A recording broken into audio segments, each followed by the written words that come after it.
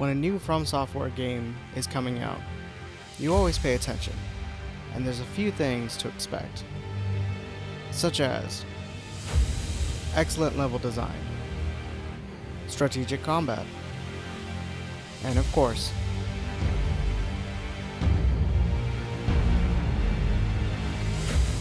now with the release of Armored Core 6, From Software has finally given us the ability to capture their world with their brand new photo mode, their very first one. So let's take a look, see what we can learn, see if it's even any good, and see why I think it's confusing. My name is Mir, and let's get started, shall we?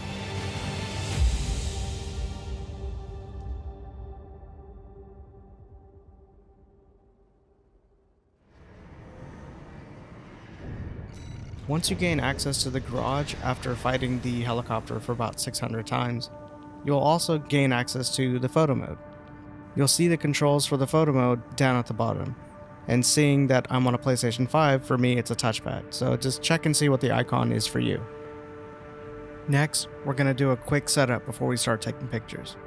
Go into the main menu, go into the graphics setting, and make sure you put on prioritize quality and ray tracing, since you can only use it in the garage. You can also use the photo mode in combat, but since I'm speaking only about the settings, we're going to stick to the garage. Once you activate the photo mode, you can actually move around the garage and position where you think the camera sees fit. So starting in the camera tab, here we have the aperture angle. This is where you control your zoom. When you zoom in, this is known as telephoto, which gives you telephoto compression, where your foreground and your background, they're compressed. They look like they're right next to each other. This is useful for portraits or if you're trying to pull in the background. On the opposite end, this is your wide angle, and this introduces wide angle distortion, where your foreground and your background, they're distorted. They're actually spread apart. This is useful for anything like a hallway, leading lines, or anything where you're trying to show a sense of scale and space. Next, you have your tilt, and this is used to rotate your image, so you can make it portrait or landscape to your heart's content. Moving on to the lens tab, here you have your focal length and f number. So this is actually where the confusion begins. In real photography, when you're adjusting your zoom, you're actually changing your focal length. And it's very confusing because in here they used aperture angle instead of focal length for zoom. Very strange. So for this photo mode, focal length actually refers to where the focus is going to be. So if you move the slider closer to you, anything in front of you will be in focus, and then if you move it further back, that means the stuff in the back is going to be in focus. If you change your f number actually refers to an f-stop in real photography, and this controls how much blur or bokeh there actually is. So at an f number or an f-stop of 1, you're going to have quite a bit blurred out, but if we move the slider further down, you'll start to see that things start to become more in focus, they're more clear.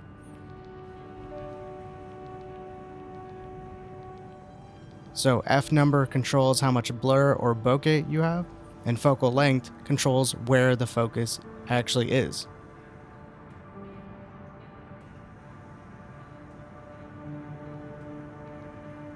Moving on to the picture tab, here you have your exposure, hue, brightness, saturation, and contrast.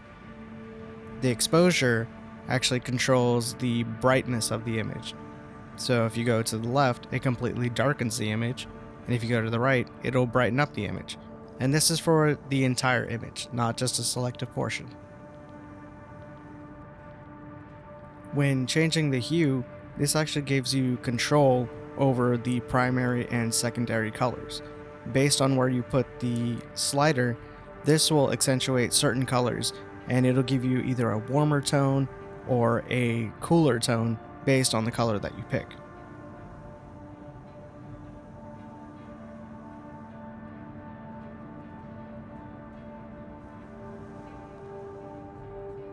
Now, initially, brightness looks like it's similar to exposure. However, it looks like brightness only controls the highlight of the image, or like the lighter spots. So based on where you control your brightness, the spotlights or anything that's closer to white light is getting controlled.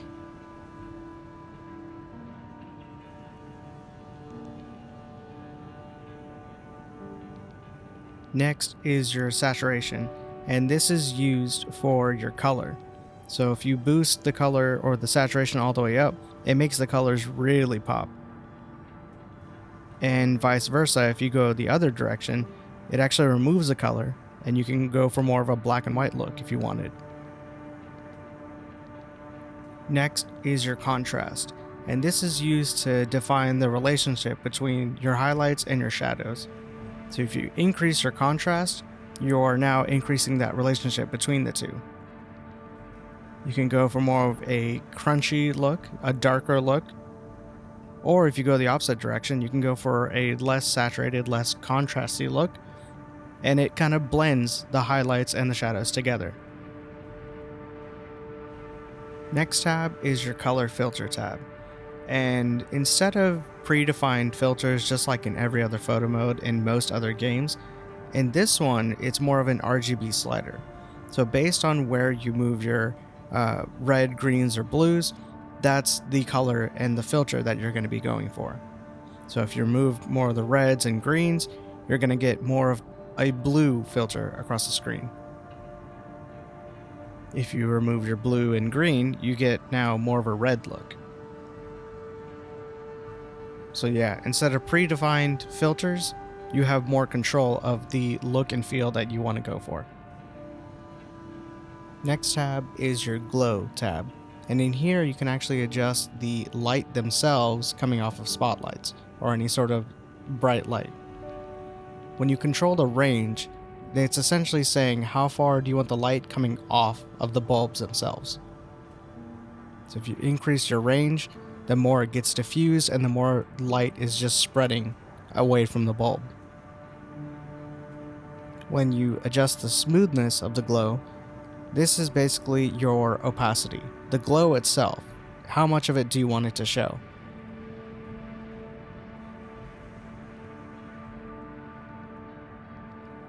Moving on to the intensity, this is actually just the brightness of what you just created. So the glow itself, how bright or how dark do you want the glow to be?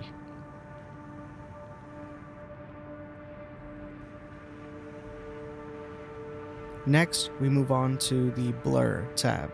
And in here, you kind of have a unique mechanic with motion blur, which most games don't have this setting. When you turn on or off the motion blur, it actually doesn't really do anything. Same thing with the intensity, and also the range. And the reason why is that you need to change the actual blur at the bottom first. So motion blur is on. Once you move the horizontal camera blur, suddenly you have your blur. Based on which side you move the slider, you'll either be going left to right or right to left with the horizontal blur, and with the vertical blur, you'll be going bottom to top or top to bottom.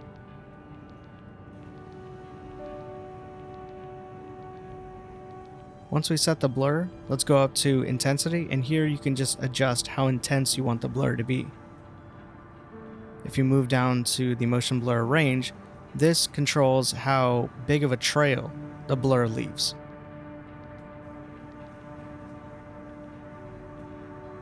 Moving on to the blur depth, this actually controls how much of the blur you have going into the center of the screen. So depending on where you move the slider, it'll either be going towards the center, going inwards, and then in the opposite direction, it'll be going outwards.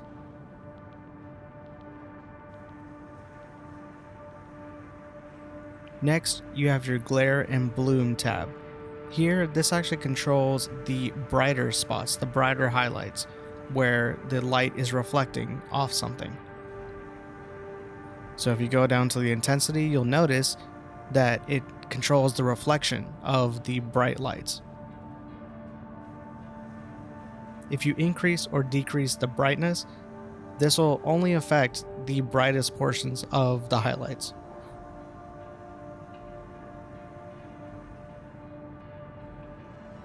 When you increase or decrease your threshold, this is basically saying how much of the light do you want controlled in the specific bright spot.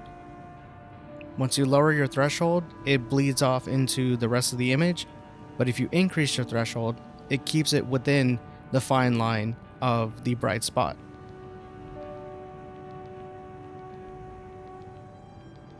So if you increase or decrease your saturation, you'll notice it's not really doing anything. But if you look closer, if you look at the red lights up at the top, in the top right corner, the saturation is just like the saturation in your color tab. It will only affect the colors themselves, not pure white.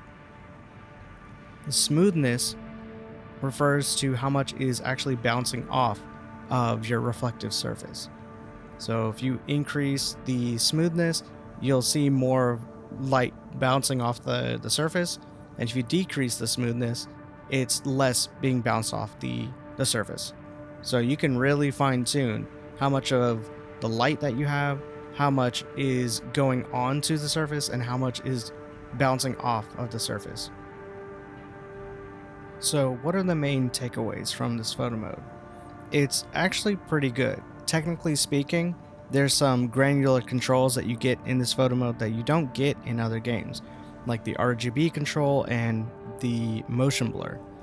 However, it is a bit confusing when you talk about aperture angle and focal length being something that they're not in real-world photography. So, for example, the aperture actually controls the blur or the bokeh in the background, but for some reason in this game it controls the zooming in and out. Same thing with the focal length, where in this photo mode it actually refers to where the focus is going to be, whereas in a real camera your focal length is the zooming in and out, your telephoto and wide angle. So it is a bit misleading and a bit confusing. However, it still gets the job done. So if you're transferring from a photo mode to a real camera, just know some of the terminology here doesn't translate over to a real camera. So, I hope this guide has been useful for you and you learned a little bit more about photography. That's going to be it for me today, and I'll see you next time.